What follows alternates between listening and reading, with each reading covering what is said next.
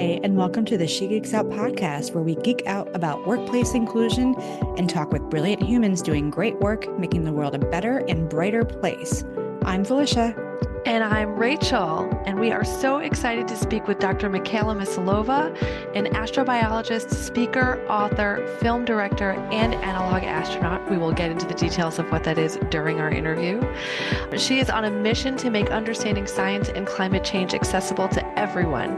She's conducted space-related research at top institutions, including Caltech, University College London, and so many more. And she's led simulated space missions. Yes, very cool. She's also one of several women that we're interviewing this season who are a part of Homeward Bound Excursions, which is a groundbreaking global leadership initiative set in Antarctica, which leads cohorts of women in STEM to heighten the influence and impact of women in making decisions that shape our planet. She's currently a visiting professor, a space company researcher, and she is an Astro 7 Summit leader. We will get into all of that. Wow. Yeah, she is a busy, busy human. But before we get into that, we want to make sure that you know that we have a ton of resources available online, and you can find them at sgolearning.com. So if you want to learn more about ways to mitigate bias in the workplace and the world, we've got you covered. We would love for you to sign up for our mailing list at shegeeksout.com/podcast. And what we're doing for this is we are going to give you free access to our mini course on women at work, creating a gender inclusive workplace. And you can learn about more about what we have to offer. Yeah, so let's get into it because we have a lot of other things to offer too. So this is just sort of the let's plug ourselves intro for today. But I actually want to chat with you a little bit, Rachel, about another cool program that we are launching again this summer, which is called Leading DEI Conversations. And so just for anyone who may be totally unfamiliar with what this is and what it's all about, it is a multi-session program. It's open to the public. We have been running this for, gosh, how many years now? 2, 3. What 2 is years? time? We don't know what time is. I should also say we're recording this the day after daylight savings time came back into effect. And so I'm definitely feeling that what is time feeling right now. But yeah, for let's say 2 to 3 years, we've been running this program. It's open to the public, so you get to experience it with lots of other cool people who are interested in figuring out how to talk about DEI at work. And it doesn't even have to be necessarily at work. So if you're currently unemployed or if you're taking a break or retired, you can also take this program, but it's crafted and created for people who are in workplace situations who are not necessarily DEI practitioners, but you still want to have some understanding, some awareness, some knowledge, some skills, tools, and tips for how you can talk about this stuff confidently and from a place where you can actually make some change. Because as we always like to say, DEI doesn't have to be a separate thing. So you don't have to have it in your title, but we can all think about how to infuse DEI into our work, no matter what our title is. Yeah, and I think there's a lot of people that are doing this work sort of accidentally. So I think a common one are folks that are in people ops or human resources.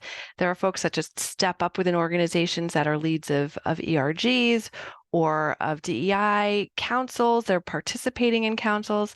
And sometimes what happens is you're the de facto person that people will come to ask questions or learn more. And you may not be skilled in doing this. And I will say, as someone who is on the operations and strategy side of our team and marketing side, I am not the facilitator and the content developer the way my lovely co-host and business partner is, Felicia, and Fatima is.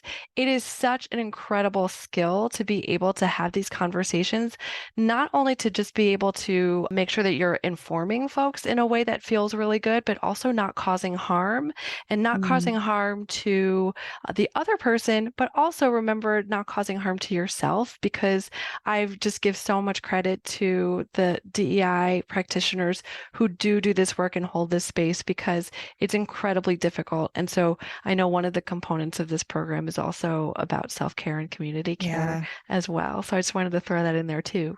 Yeah, no, that's such a great point. And it's so important, honestly. I think a lot of people who are in this work come to it from a lot of different perspectives and experiences. And we are seeing a bit of a shakeout at this point in 2024, where, 2020 We had so many people who are able to enter into this space for the first time through, being asked to get into it, having opportunities come up. And now that we are about 4 years later, we have seen a bit of shaking out where I've seen a lot of practitioners leaving.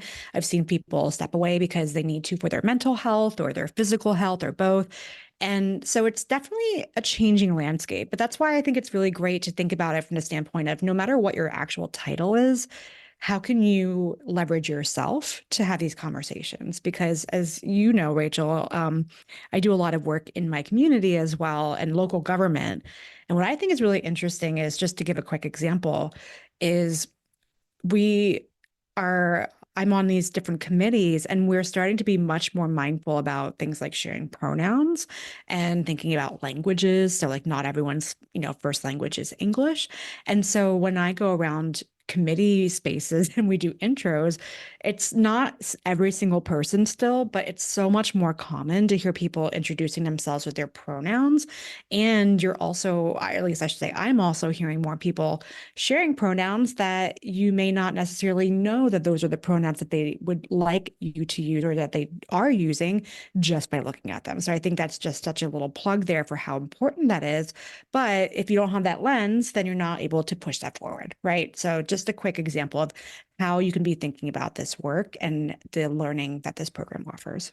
Agreed. And yeah, so what we'll do is we'll make sure to put in the show notes a link to this fabulous program. It'll be happening in April. It's going to start. It's virtual. So we encourage you to participate because I think it'll be awesome. Yeah, so check that out. And now, without further ado, let's get on to the discussion with Michaela. Yay. Hello to our special guest today, Dr. Michaela Musilova. Hello, hello. Oh, hi there. It's great to be here today. We're excited Yes. to talk with you. Same here. Felicia, do you want to kick things off? I'm happy to. We have a lot to get into, and we're excited to learn more from you. So let's just start off with the question that we love to start off with pretty much every podcast with, which is, what's your origin story? So in case you ever wanted to feel like a superhero, now is a chance. You have done a lot of things, but what motivated you to become an astrobiologist, analog astronaut, professor, author, and public speaker? Oh, wow. Well, it is quite a long story, so I'll try my best to keep it short. And feel free to interrupt if you have any questions or anything. Take as much time as you want. We love that. We're in the virtual world here. So I guess it started off with just a fascination with nature as a kid. At first, it was volcanoes when I was 7 years old. And then a year later, after I was obsessed with Mount St. Helens and everything to do with how volcanoes work, I came across a chapter in a book. I was just browsing while bored, waiting for my parents in a supermarket or something. And the chapter was dedicated to Jupiter, Saturn, their moons, and all that. And I just, couldn't stop reading this information. And I just wanted to know more. How many rings do these planets have? Could there be life on the moons? And, that was quite some time ago. So, we didn't know so much about this part of the solar system and the potential for life to be there. But it definitely ignited my imagination. And I started to write little sci-fi stories as a 9-year-old, basically, about what life could potentially exist out there. And I created a whole world for them. So much so at the time, I had a lot of things that I found fascinating, as a lot of kids do too. So apart from now aliens and space, I also loved fashion, and I would design different types of fashion garments, as I thought, were great at the time. And so I just combined it all my different passions, and I wrote little sci-fi novels about these aliens and the world I created, and I designed the clothes for them, and I drew them into the book. So it was like, all in one in these books, and I shared them with my classmates. And so it was kind of like a lunchtime thing we would do. I would share them, the next part of the story with them. And yeah, I really, really enjoyed that. And I guess a couple of years after that, I had the privilege of meeting the first Slovakian, and so far the only Slovakian astronaut that we have from my home country of Slovakia. He flew to space in 1999, and my father invited him to an event where actually Gene Cernan, the last person to walk on the moon for now. He has some Czech and Slovak origins for his grandparents. And so my father organized a meeting between Gene Cernan and Ivan Bela, the Slovak astronaut. And during that occasion, I got to meet these amazing gentlemen and just realized that, oh, wow, I could combine my passions even more and actually like go look for aliens in space as an astronaut. And that's kind of where it all really started, where I just really wanted to pursue this space dream and not just looking for aliens, but to be able to go to space myself. And I think meeting these astronauts was really important in kind of that realization that something like that's possible, but also in a way, I think it motivated me to show that us women can hopefully also do similar things, because I noticed that there were mostly male astronauts out there, and I was like, why, where are all the women? And I want to do this, and let me show people that hopefully we can do this too. I haven't been to space myself yet, but it's definitely something I've been working on basically since that age. But yeah, that's how it all started. But since then, it was a very bumpy journey because I come from more humble background with my family, and from the start, ever since I was a kid, they told me that I would have to pursue this dream on my own, that they couldn't really support me financially or knowledge-wise, because while my parents are social scientists, and my mom's an archaeologist, my father's a diplomat, they didn't have much experience in like STEM subjects. And they just told me that we wouldn't really be able to support you. And so it was a tough decision, but at 15, I decided that I just had so much passion for science, especially biology, geology, and anything to do with space, that I just wanted to do it, even though I had to do it on my own. So I started to have multiple part-time jobs, try to get the best possible grades to earn scholarships. And while I wanted to go to the US, it was just unfortunately unaffordable for me. But I did find universities in the UK where I was able to get scholarships and study something similar to what I wanted to do, because at the time you couldn't study astrobiology at university. But I chose planetary science, so geology and astrophysics, with the hope that eventually I would fit biology in there somewhere and create my own version of astrobiology. And I'll just explain here that astrobiology is a very multidisciplinary subject where you really should have a grasp, at least a little bit, of geology, biology, engineering, astronomy, and many other subjects to have a well-rounded picture of where we could potentially look for life in space, how it came to be in the first place, and so on. So that's how I just decided to pave my own path. But even then, even with scholarships, it was very hard because I just didn't have enough money to survive living in London. I was studying at University College London, which at the time was considered, I think, the 7th best university in the world. So the fees reflected that too. And so I would have 3 part-time jobs and still try to get all the scholarships out there. And I even asked charities for help. So it was a tough time, but it helped me get good enough grades and I guess enough perseverance that when there was a competition in my second year to go to Caltech in the US, I was able to win this competition. And apparently I was only one of 2 people in the UK to get a scholarship worth a lot of money that I couldn't even imagine at the time. And that's how I came to the US for the first time to study. And at Caltech, I was able to add biology, environmental science, and all these other subjects that I wanted to do. And what was also great is a lot of people at Caltech at the time were directly involved with different space missions. One of my professors was directly involved in the preparation of the Mars Science Laboratory, which had the Curiosity rover. So it was just so wonderful to be able to work with such experts and learn so much from them. And then I found out through them and a little bit by chance that at NASA JPL, which is also based in LA where Caltech is, there's an astrobiologist there doing exactly the kind of research that I was interested in, which was to study what the extreme limits of life are on Earth to help us potentially find life elsewhere by looking at similar conditions. So for example, we have now figured out approximately to what temperatures life can survive on our Earth, to what pressures, salinity, and these other factors. And then when we look at someplace like Mars, we see, oh, in these locations, the conditions are a little bit similar to what we found here and here on Earth. Maybe similar life forms could exist there. And so that researcher was doing research along those lines, and I was really, hyped up about it. And I was like, okay, I have to find a way to work with this person. And so it was really hard to get in touch with them. And they didn't respond to emails. I think at the time things were just a bit more complicated technology-wise. But I did have a cell phone, and I had like almost no money on it. I was saving every penny.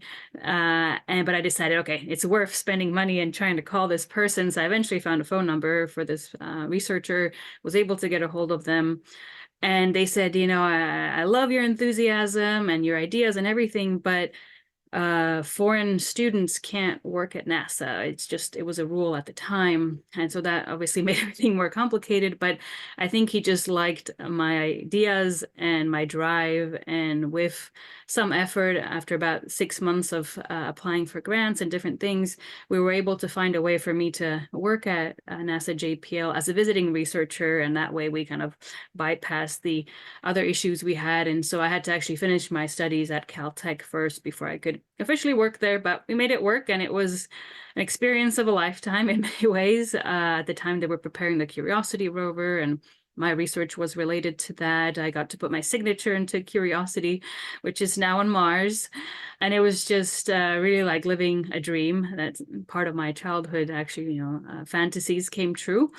But then, reality hit because of visas. I had to go back to Europe, and that's where I decided to finish my master's degree and pursue my PhD for various reasons. But part of them were the fees and the situation in the US, but also at Caltech, I noticed that the postgraduate environment wasn't really what I wanted to be involved with at the time. I didn't like the way the students were treated, or it just felt like in Europe, the conditions for PhDs were a bit better.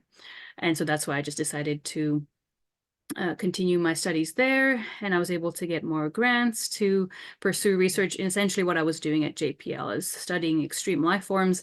I decided to focus on life in extremely cold environments. So I went to the Arctic, to Greenland. I had a grant to go to Japan for some research. Later, I went to Svalbard. And so that was really great, and I enjoyed that a lot. And it was during my PhD that there was a call for the first British crew to go on a simulated Mars mission. And though I'm not British, I was doing my PhD in the British University at the time, and so I decided to, give it a try anyway. And they liked my research ideas and myself as a candidate to be an analog astronaut. That's what we simulated astronauts are called. And that's basically how I ended up doing my first simulated mission back in 2014. So yeah, 10 years ago now, almost exactly to the day. And it was an amazing experience, just like at NASA. In a way, I was living my childhood dream. I was outside wearing a simulated spacesuit, collecting samples for my astrobiology research. It just felt so close to something that I had been aspiring to since I was basically 8 years old. And that's kind of how I got involved in the simulated missions.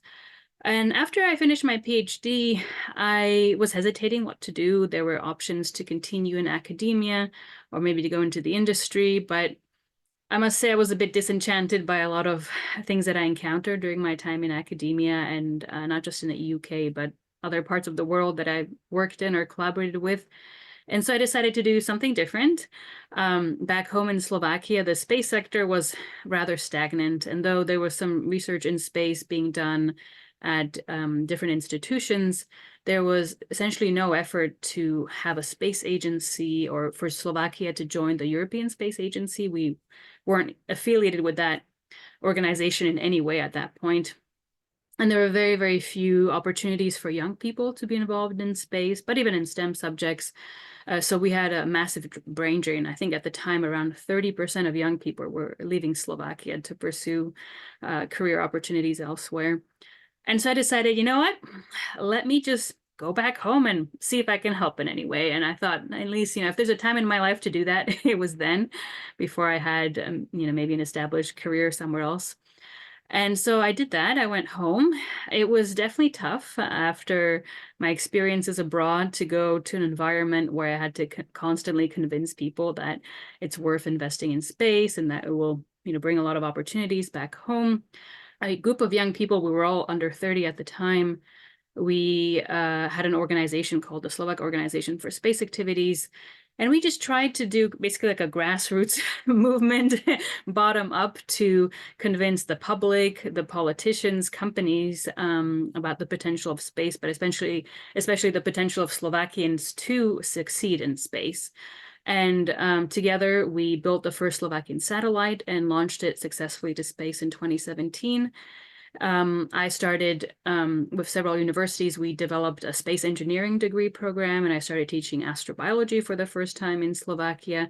And so things were going well, but at the same time, I think I was, I'm not sure what the correct expression in English is, but I was ruffling too many feathers or, stirring the waters too much. And let's just say there was a group of older male professors that didn't like all this change I was bringing to the country. And I was also a very visible public person, because that was essentially the only way to really convince the public and politicians that it's worth investing in space.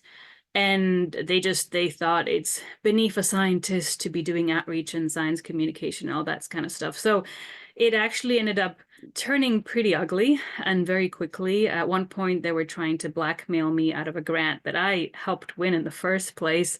And so I didn't want to let them blackmail me. And I use the word blackmail, but basically they threatened me that if I don't give up my position as a professor, which I was nominated at the time, I was only 28, so they were upset that someone so young was nominated as professor. They said if I don't give up that position, they'll kick me out of the grant. And I just decided to step away from the grant myself and the organization. That sounds like blackmail to me, Michaela. Yeah. I mean, I was like, am I using too strong of a word? I feel like there should be an even stronger word. Just awful. So sorry. It was really awful. And then because they basically shot themselves in the foot, because that grant wasn't valid without me, because I was one of the main people, who put it forward and all that. So then no one got the money, which, I think was a better solution in the end anyway. But then that, because that didn't work out for them, they decided to try and spread lies about me in the media. And that campaign took like almost a whole year of, I never worked for NASA and I'm lying about this, that, and the other. And so it was a really tough time in my life. And it's actually in the middle of that there was an application to be part of a NASA-funded simulated mission in Hawaii. And I just decided, why don't I just give it a try? And, I wasn't too hopeful it would work out. But to my surprise, I was selected as the chief scientist of that mission.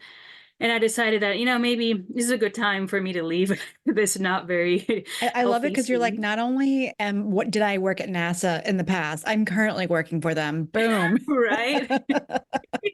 Exactly. And in Hawaii. Like, there could be a lot of worse places to be a simulator. Yeah, for sure. And so, I mean, it was tough for me to leave, though, of course, I was very happy to leave all the toxic stuff behind. But at that point, I was a professor. I had multiple students. I set up a startup company in Slovakia related to space technologies. I was the head of the Slovak Organization for Space Activity. So I had all these things going on, and I felt extremely guilty to put that on hold, basically, and go pursue this NASA mission. But I made sure to set everything up to be as safe as possible for my students and organization and CEO, so I didn't leave anyone in the lurch. But I guess I myself struggle with the concept of doing something for myself after having been, doing things for others for many years. And then, to make things even more complicated, the mission was stopped very early on. And that's because it's a long story for another time, but a series of unfortunate events led to one person on the crew having to go to the hospital. And then a different person backed out from the mission because of the stress of everything that had happened. And so essentially that mission was cut short. And then I found myself essentially stranded in Hawaii, because I could go back at the time, I could have gone back to Slovakia, but then I wouldn't have been able to apply for another mission like this for a couple of years. It's again to do with visa regulations. Or I had 2 weeks to find a job that would essentially replace that simulated mission in terms of visa requirements. And if any of you listening know anything about visas, 2 weeks to find a replacement is like mission impossible, essentially. I cannot wait to hear how you did this because I feel like the answer is you did it. And that feels 100% like a Mission Impossible mission. Like Tom Cruise, watch out. Honestly. Something like that. Yeah, honestly, I like at first I really like almost had a depression because I was like, there's no way I'm gonna find a solution to this situation. But I just didn't want to give up, partially because I knew all the not so, how to put this, positive people in Slovakia would have quite the what's the expression, they would be very excited about me failing at something and Schadenfreude. Schadenfreude, I believe. Yes. But the other thing is, by that point, I had been doing so much science communication in Slovakia that I became a role model for a lot of young people, or actually people of all ages. And my motto was always to, try my best. Where there's a will, there's a way, that sort of thing. So, like, for this to go wrong a few days into the mission and for me to just give up and go home was kind of against my personal beliefs, but also felt like I would let down those people looking up to me. So I thought, okay, I need to try my best. Let's see what I can do. So I sent an email out to everyone I knew in the space community, because by that point I had already been teaching at the so-called International Space University. That's a thing. I know it sounds kind of like something from Star Trek, but we do have this on Earth, not in space yet. So I had, quite a community there, and through my NASA contacts and the simulated missions and all that. And I also reached out to all sorts of other friends for help, because I was also stranded with in a very difficult financial situation, because I wasn't expecting to live in Hawaii with the expenses of Hawaii. I was meant to be locked up in a research station for 8 months. So very different kind of conditions. And I was just extremely fortunate that a telescope on the same island I was on the big island of Hawaii, they needed an astronomer to analyze some NASA data. And because I was willing to go be paid, let's say, essentially minimum wage for that, but just to be able to extend my visa, we were able to make it work. But literally it was like, 2 seconds to midnight that we were able to file all the paperwork and get it done. And I'm just extremely grateful that that worked out. But it was very stressful to the last moment. And it was basically just me reaching out to everyone I knew, and my friends reaching out to people and making it work. And then, it meant living for 6 months in a dorm, which was, interesting after having been away from student years for a while to kind of go back to that environment. But basically my visa was extended for 6 months. And that was the period during which another analog mission was meant to start. And that's basically what I wanted to stay in Hawaii, because this was my only other way of being able to do another mission like that, instead of waiting for 2 years after coming back to Europe. And then who knows when the next mission would be. And maybe 2 years later in life, I would be in the middle of some other job or something, and I wouldn't be able to leave. So I waited for 6 months. In the meantime, I worked with the owner of the facility in Hawaii called High Seas. And this person wanted to start doing some lunar simulated missions as well, because their big dream is to have settlements on the moon. And so I was communicating with this person, sharing some ideas. But in the meantime, let's just say an article came out about what happened during my mission. That article did the rounds. And it was because one of the crew members, I guess they felt they needed to justify what had happened or their decision during that situation we were in. I'm not sure. I can only hypothesize. But let's just say a lot of details were revealed that originally, were not meant to go public, to protect the medical safety or the personal information of the person that had to go to the hospital. So we had just agreed to only share certain information, but let's say more information went out than we hoped for. And then NASA decided to back out of those missions, that it was just, they thought it was unsafe or whatever their decision was. I don't know. Again, I can only hypothesize. And so suddenly those missions were canceled. And I was left in Hawaii going, okay, now do I go home for sure this time? Or I don't, this essentially, what's the reason for me to stay, even though I enjoyed my job at the Canada France Hawaii telescope? And that's when the owner of High Seas was like, well, I really loved your ideas the last few months. Why don't you stay and run the facility and organize the missions here? And so that's basically the silver lining of that story. I became the director of High Seas, and I was there until now, almost 2 years ago. And I organized over 40 simulated missions to the moon and Mars, of which I was the commander of over 30 such missions. And it was a great experience working with people from all around the world. I learned a lot, but it was also during that time that I realized that I would like to pursue my astrobiology research further and try some other opportunities. And that's how I came up with my current project. So finally getting to the end of the story, my Astro 7 Summits project. And the goal of the project is to climb the tallest mountain on each continent, and during each of these expeditions to perform scientific research, educational activities, and film educational documentaries, and share that with the public as much as possible.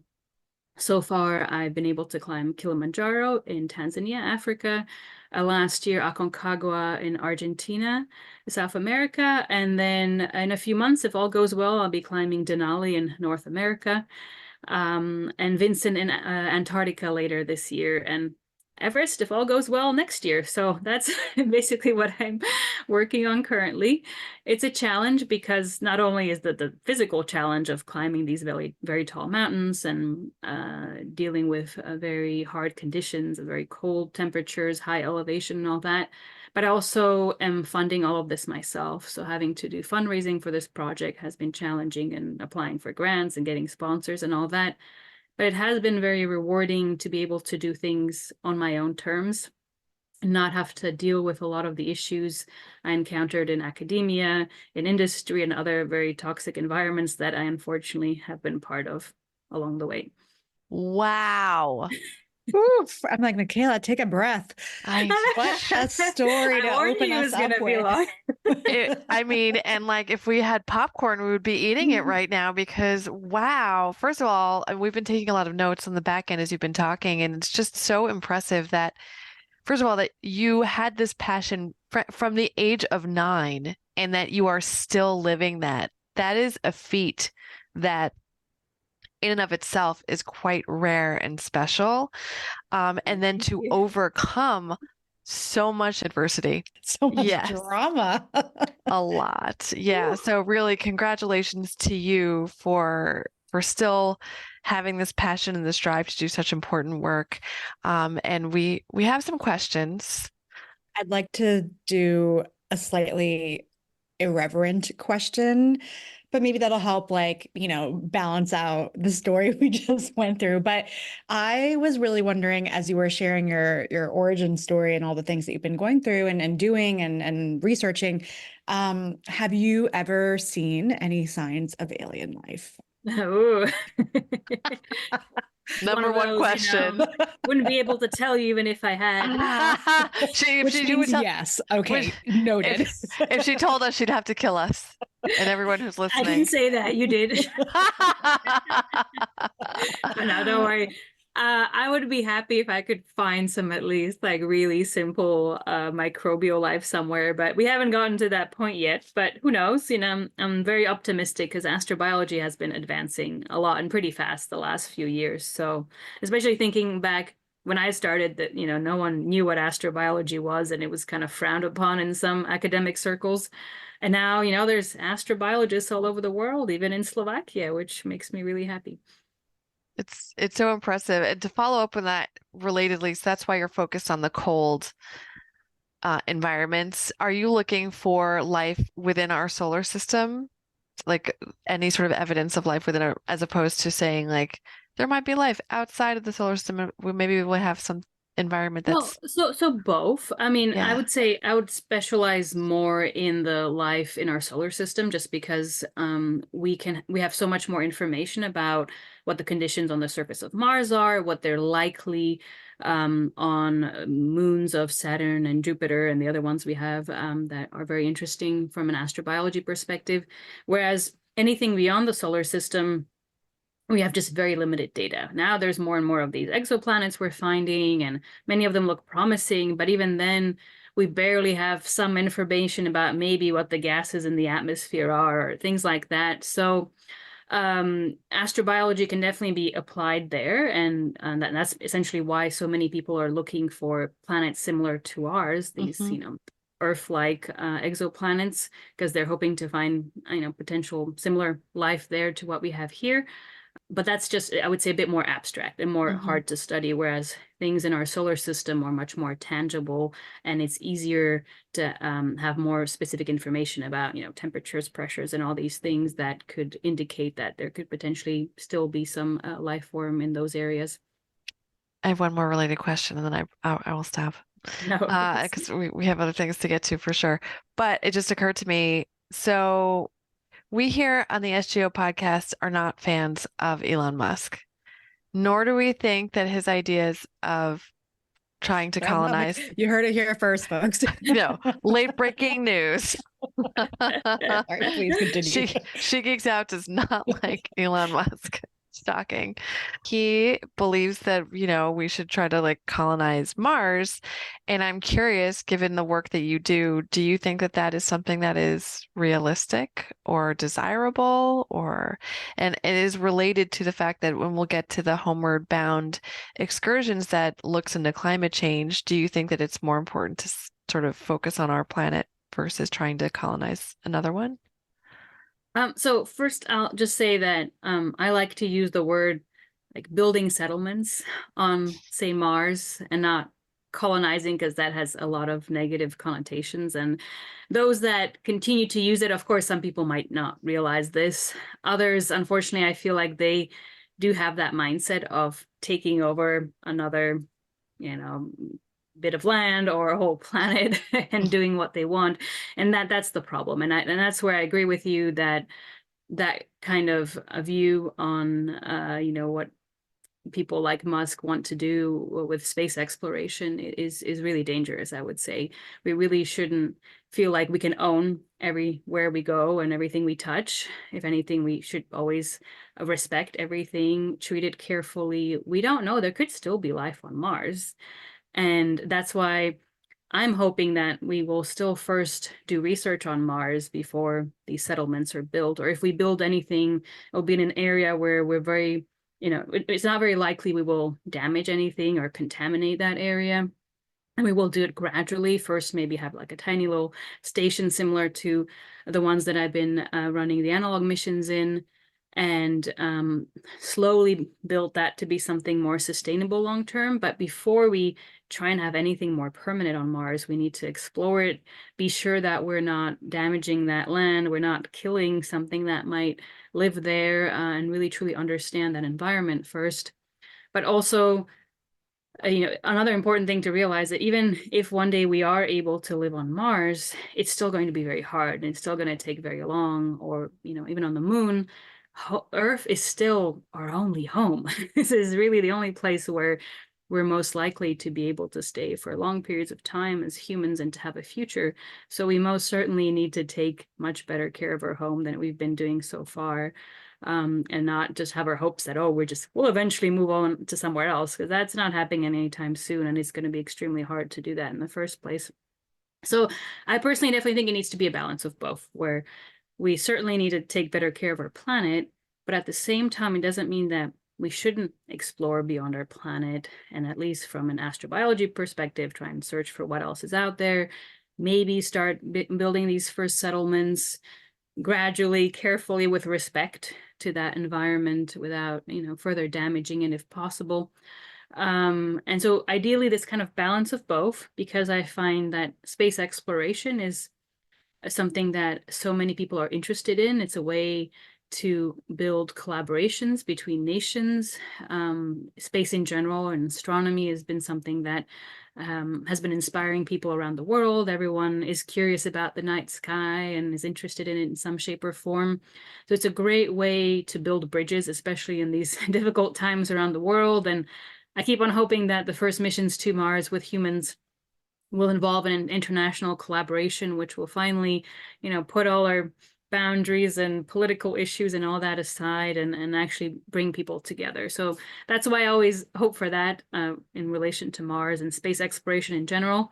But if it were to be just in the hands of, say, one company and them doing things their way, then yes, that could definitely be a problem.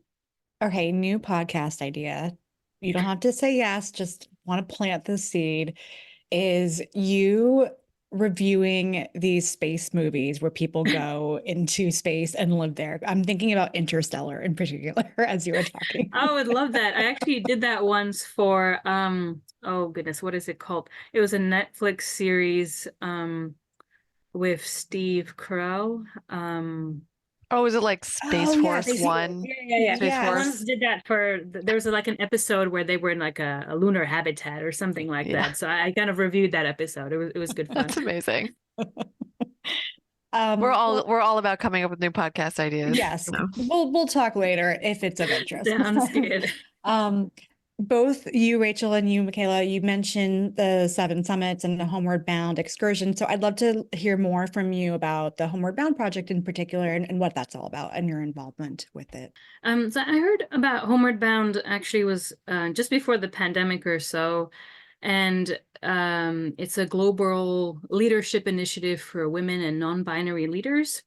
And, you know, from what I understand, the goal is to bring us together from around the world and to create new collaborations and try to promote healthy leadership styles and also raise awareness about our planet, climate change, and how to work together to have a more minimal impact as humans on our planet and to make it be someplace that not only we can enjoy, but also future generations. So it's a combination of this, I would say, online program where we got together, we worked on our leadership skills, started forming future collaborations, and we raised awareness about some of these important topics like climate change.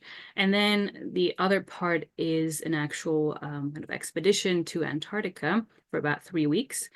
And we did that in 2 groups last year. And altogether, I think it was 188 women and non-binary leaders that went to Antarctica. It was the biggest group of such people ever to go to Antarctica, especially involved in STEM. And I think that the in-person part of going to Antarctica was really important because many times in life, until you experience something yourself, it's so much more difficult to either relate to it or convey the importance of, for example, saving a place like Antarctica or caring more about the effects of climate change on pristine environments like that.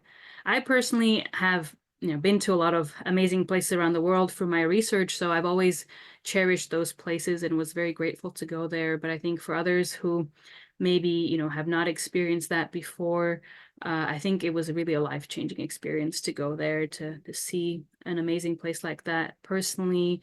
And then together we were all just so struck by that environment, but also seeing the effects of climate change on it, that it actually, I think, helped us be more productive in our collaborative efforts. We started several initiatives. A few people from that expedition went to various meetings afterwards where they were able to share our thoughts and suggestions for policies in the future that could protect our planet better, especially Antarctica. So that in-person element was really important, very strong. And of course, going to Antarctica in general is an amazing experience, but with such amazing people, surrounded by such amazing people, was, I think, even more impactful for me. That's beautiful. Thank you for sharing that. It sounds like it was an incredible experience. And just for folks who are listening, we're going to be talking with a few of the other folks that participated in the excursion as well, because we were asked about who we want to speak with, and we were given a list of women, and I was reading all of your biographies, and I was like, we can't choose just one. I mean, you're all absolutely incredible humans. So it must have been really powerful to be in community with so many women who are doing this work and who care about it. It sounds so different from maybe some of the other experiences you were referring to earlier. This is sort of a separate question. I'm just curious, did you find that collaboration to feel a little bit, was there any significant difference in having it be sort of all women versus more of mixed gender, or where women are the minority? It was definitely very different to be in an environment filled with empathy, compassion, people actually listening to each other and not having to scream over one another to be heard. Not much, power play or any of those things, which unfortunately were very prominent in more male-dominated environments I was in before. And actually, just a nice, I would say, a side note related to this, I attempted to go to Antarctica. Now I'm trying to remember, I already lose track. This was my 12th or 13th attempt, I think, to go to Antarctica. And essentially all my previous attempts were stopped by male leaders that I had in the past, whether they were professors, my supervisors, colleagues, and so on, who either took my spot in an Antarctic expedition, one person twice, or just stopped me from going, and for not the best reasons. And so it was, kind of symbolic that finally when I was able to go, it was with a group of female and non-binary leaders. Well, I'm so glad that you were able to have this chance. And again, we typically like to ask guests about challenges that they've encountered, and we're like, we already covered a lot of that with you. And I have a feeling that we've only barely even scratched the surface. So I do want to sort of zoom out a little bit and maybe talk a bit more sort of on this thread about representation overall, because we know that representation of women is still relatively low in STEM fields. I think they make up 34% of the STEM workforce right now. In a lot of the trainings that we do, we have a lot of, research and data that we can pull out about, sort of who gets put in certain jobs, who gets treated certain ways, et cetera, et cetera.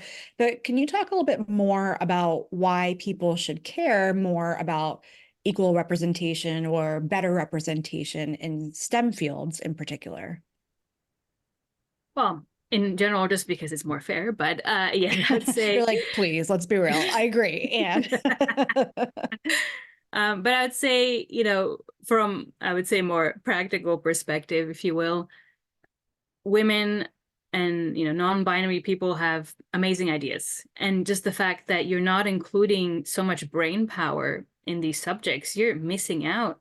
And especially in STEM subjects where it's important to make discoveries and advance our technologies and so on and so forth, you're missing out on a giant pool of talent that could be contributing. So that's one massive reason. And the other is the leadership we were talking about.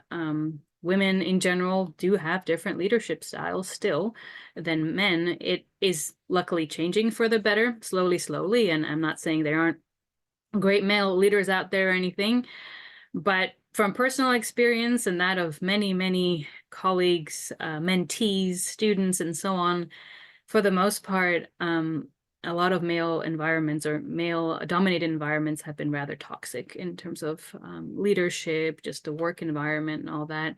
So mixing it up and having leaders with more empathy, compassion, who actually want the workplace to be better and people to be happier and people to succeed, not just a competitive environment. And that highlights many times people who don't necessarily deserve a promotion or something, but they just are better at, I don't know, presenting themselves or pushing themselves forward. So I think even from that aspect, having more women in these subjects could really change the workplace in a massive manner and contribute to all of us. So it's not just within STEM, because all the research, the technology advancements and all that in these subjects has an impact on society as a whole all the time. Well said. So just a couple more questions that we have for you. Would love to hear, for folks that are interested in breaking into the fields that you are in, what advice would you give for them? I would say just go for it. If you have, a passion, curiosity for something, it doesn't matter what your background is, where you're from. Science is for everybody, or technology or so on. But of course, everyone has different circumstances and all that, and maybe trickier. So it depends on exactly, what field people would want to get into. But these days, you can get into a lot of more technical subjects or engineering through actually a lot of experiences rather than education. So early on, having internships in different companies, or even these days, there's a lot of educational competitions and projects around in schools. And so the more you involve yourself in these, I would say, extracurricular activities or things just outside of school, where you get hands-on, try things, and add that to your CV as well. That really helps when then later applying, whether for scholarships at schools or jobs, because they like to see that kind of hands-on experience. So there's definitely different ways of doing that these days. And what most people just want to see is this passion that you're really a curious scientist or a handy engineer or so on, if you want to get into these subjects. But I would say maybe later down the line, yeah, having these extra experience is always a bonus. So for example, when I myself am on some kind of board evaluating projects or scholarships and things like that, nowadays you can get a lot of students that have great grades or something, but we like to look beyond that, because we don't want just people who are maybe good at memorizing things or whatever, but maybe they don't really know how to think outside the box, or maybe they're not a good team player. So we look at all those other things that make a person be a bit more well-rounded. So more, experiences like that, or also I would say good for you as a person to have knowledge beyond school or work. Working with other people from around the world is really helpful. That helps you work on both your leadership and followership skills. And yeah, all those things are really a great way to get your foot in the door into something that you're passionate about. That's wonderful. I'm sure people who are listening will, definitely be taking notes. As we kind of close out and start to wrap up a little bit, I do want to sort of wrap up our more serious questions with a last one, which is, what are your future goals and plans? Now, I feel like you've answered that a little bit already, but giving you the space, no pun intended, to more fully answer if there's something beyond what you've already said. And actually, I'll connect that with my previous answer, because one thing I forgot to mention, though, hopefully it kind of transpired from my story, is a lot of things in my life, I decided to do it my way or create my own path or something, because when I was in academia, I was really disenchanted by the misogynist environment. I myself encountered some harassment, but there was also things where people were falsifying their data just to get publications, and there was all sorts of negative stuff. Then I tried the industry, and it wasn't much better in these ways. And then I tried stuff in the public sector, and I experienced issues. And so that's ultimately what led me to just do my own project my way, which is what I'm doing now. But in the past also, when astrobiology wasn't a subject, I just kind of created a path towards it. And so what I want to say is that, maybe you're passionate about a subject that doesn't exist yet. It doesn't matter. Go for it, create your own path towards it. Or, it might be something that is in academia, but you don't want to, study or whatever. There is a way you can get to that in, some other path. You just have to create it yourself. So that's one message that I would like for people to take home. It is possible to do things your way. It's more challenging, but it's actually so much more rewarding in the end. And that's basically why my main focus is my Astro 7 Summits project. And that will take me, I'll be working on that project for at least another couple of years or so. And it's just, it's wonderful to be able to combine all my different passions, the research, the outreach, educational work. I also published my autobiography a couple of years ago in Slovakia called A Woman from Mars. And working on getting that translated into English so I can share that with people beyond Slovakia. So that's another little project I have on the side. And all the documentaries I'm filming as part of the Astro 7 Summits project, those will be released slowly. The first one came out last year, and I'm still figuring out how to send it to festivals and all that, especially internationally, because it's in English. So I have a lot of these different things going on, and it's all they're all projects that I really enjoy doing and will keep me busy. And then in my life, there's always surprises. Something new is gonna come up. And knowing me, some other expedition somewhere. Or last year, I was part of a simulated space mission with a para-astronaut. So we had someone with a physical disability on the crew, which is a new thing. And we're hoping to make space be more accessible also to people with different types of disabilities. So that was a very important project for me that also just kind of sprung upon me in the middle of all my other activities. So who knows? And I'm actually really excited about that, not really knowing what's ahead of me in many ways. Oh my goodness. So you are not bored. I think that's very clear. But one thing that you mentioned before was that one of your goals is to go to space. Do you think that that will, I'm not even asking, I know that it will happen for you. Thank you. I'm just putting that out I there. really hope so. But I must say it's still a challenge. So, one of the main reasons I haven't even been able to apply anywhere for now is because as a Slovakian, there are basically no opportunities for me. And even though through the efforts of my organization and myself and many other colleagues in Slovakia, we were able to eventually convince the government to sign a cooperation agreement with the European Space Agency. And 2 years ago, we finally became an associate member of ESA. That's the nickname for the European Space Agency. So now we actually officially have a chance at applying for the next astronaut selection process. However, they just finished one right before we became this associate member, so we just missed out. And the next one won't probably be for another 10 years.